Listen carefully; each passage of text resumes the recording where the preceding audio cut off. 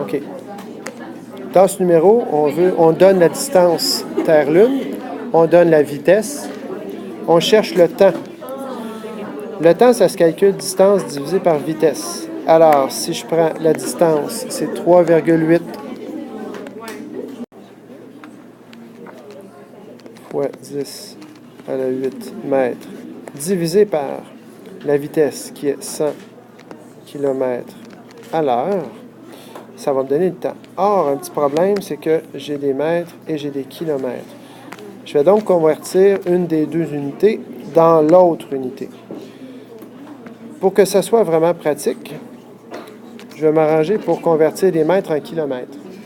Or, comme il y a 1000 mètres dans un kilomètre, bien, je vais avoir 1000 fois moins de kilomètres que de mètres, ce qui fait 3,8 fois 10 à la 5 km sur 100 km/h. Des kilomètres sur des kilomètres, ça s'annule. Puis si je mets une division dans une division, donc si je mets une division au dénominateur, automatiquement, ce que ça fait, c'est que ça monte en haut. Pourquoi?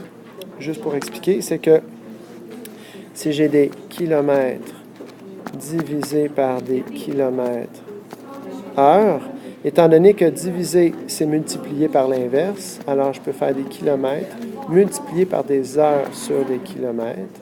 Je viens d'inverser ma fraction, je viens d'inverser mon opération, et des kilomètres sur des kilomètres. Comme ça, c'est sur 1, ça s'annule.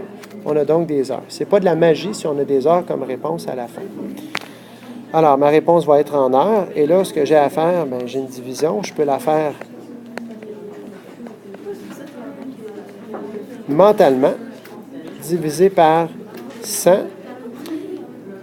et ça va me donner des heures. Bien, divisé par 100, j'ai 3,8 fois 10 à la 3, parce que c'est 100 fois plus petit, donc 2 puissance de 10 heures.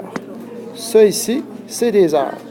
Si je veux mettre ça en jours, j'ai 3,8 fois 10 à la 3, divisé par 24 heures par jour. Donc, divisé par 24 heures par jour, ce qui veut dire 3,8 fois 10 à la 3, multiplié par jour sur 24 heures. Pourquoi? Même chose que tantôt. Division devient multiplication. Multiplier, c'est diviser, c'est multiplier par l'inverse. Donc, j'inverse ma fraction ici. C'est pas magique.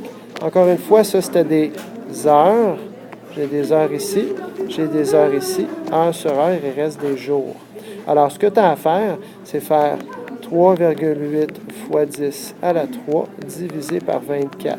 Et ça va donner le nombre de jours avec la calculatrice.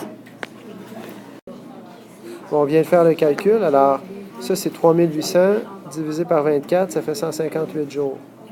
158 jours, si je veux l'écrire en notation scientifique, c'est très simple.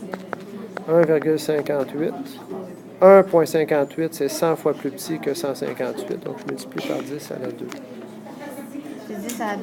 Bien, fois 100. Ça, c'est une centaine, 5 dizaines. Une centaine, 5 dizaines, 8 unités. Donc, une centaine fois 1 fois 100, ça fait 100. Et dans le fond, quand tu multiplies par 100, 58 fois 100, bien, ça fait 158. Ça, c'est 2 puissance de 10, donc tu tasses ta virgule de 2. Et voilà, 158 jours. Même chose qu'ici. En notation scientifique, ta réponse, c'est ça.